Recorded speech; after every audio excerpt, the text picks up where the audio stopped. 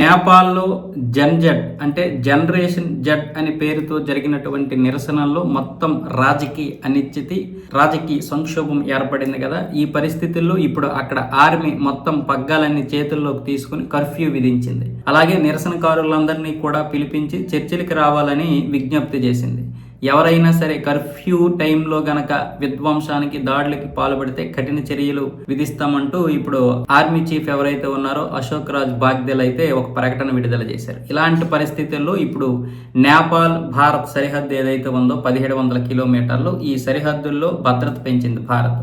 అలాగే ఉత్తరప్రదేశ్ నేపాల్ దగ్గర ఒక బార్డర్ ఉంది కదా, అక్కడ మార్కెట్లు ఇప్పుడు కూడా కలకలలాడుతూ ఉంటాయి. కానీ ఈసారి ఆ సరిహద్దుల్లో మొత్తం ఉత్తరప్రదేశ్ మార్కెట్లన్నీ కూడా మోగబోయాయి. దాంతో ఇప్పుడు ఉత్తరప్రదేశ్ ప్రజలైతే ఆందోళన చెందుతున్నారు. ఎందుకంటే ఆ మార్కెట్ మీద వాళ్ళ జీవనాధారం ఉంది. ఇలాంటి పరిస్థితుల్లో ఇప్పుడు ఈ 1700 కిలోమీటర్ల మేర బాగా భద్రత పెంచింది భారత్ అయితే.